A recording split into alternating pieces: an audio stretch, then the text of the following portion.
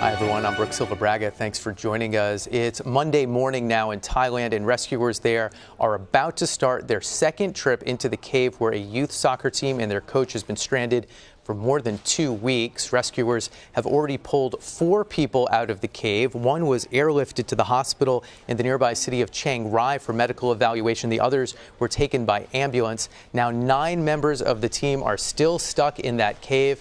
Officials are racing against both the clock and the water because more rain is in the forecast. This is the start of the rainy season in Thailand. Rescue crews say it may take up to 4 more days to get everybody out. CBS News correspondent Ben Tracy is in Chiang Rai tracking the latest developments. He joins us now from outside the hospital where those 4 members of the team were taken. Ben, what do we know about their condition?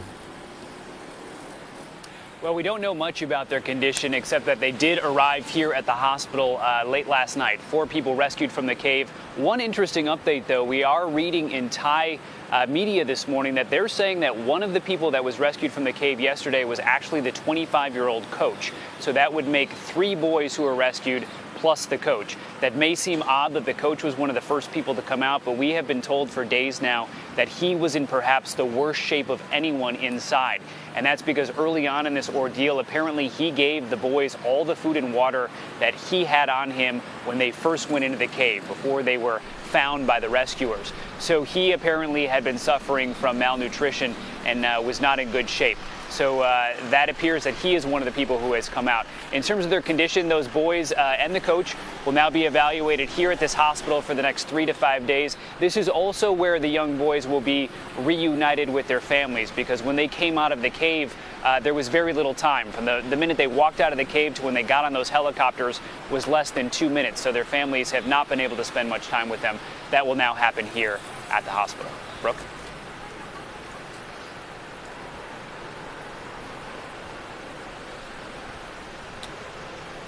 Ben, and we know the second attempt is supposed to be happening or about to happen. What do we know about that? Yeah, so the operation begins again this morning. They will go in, try to bring out another group of boys from the cave. The reason there's a bit of lag in the time on this operation, they had told us last night it would be about 10 to 20 hours before we might see another group of boys emerge from the cave. The reason for that is they basically have to go back into this cave and replace all the oxygen tanks along the evacuation route. The way that this works is as they're coming out of the cave, there are canisters strategically placed so they can replace their oxygen. So if something goes wrong and they have to be in the cave longer than they planned, there is ample oxygen there to keep everyone alive. So they had to go in and replace all of those, then get the divers on that long journey that takes about 6 hours back to where these boys are. Obviously, there is some time there where they work with the boys about what they're going to do to get them out of the cave, and then begin the long journey back to the mouth of the cave again. So this is why officials here have said this might take place over the course of 2 to 4 days. It's a very long and labor-intensive process. And Ben, it looks pretty sunny there in Chiang Rai. This is the start of the monsoon season. The weather report isn't great for today, but how has the weather so far been in the couple hours the sun's been up? Yeah, you know, so far it's just kind of cloudy. And you look in the distance and you see some clouds that look like we might have rain today. It's rare this time of the year here to have a day where you don't have rain. They did get lucky for about 3 days in a row. It was abnormally dry here, which is why they have taken this window of opportunity to try to get these boys out of the cave.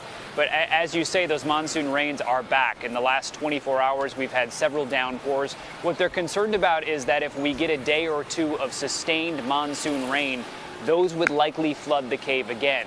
And if you flood this cave again, that means you cut off the rescuers' access to these boys. They could be stranded where they are, and the very small piece of real estate that they're currently on could get even smaller as those floodwaters rise. So they feel like this really is a race against time. It really is a race against the weather, and they're hoping that today they will have at least four more out, which would mean that they have more than half of the people who are stranded there in the cave free.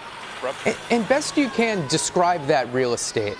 It's a long way. It's not wet the whole way down with this level of water. There could be more water pouring in that would make the dive harder. How should we understand what that space looks like?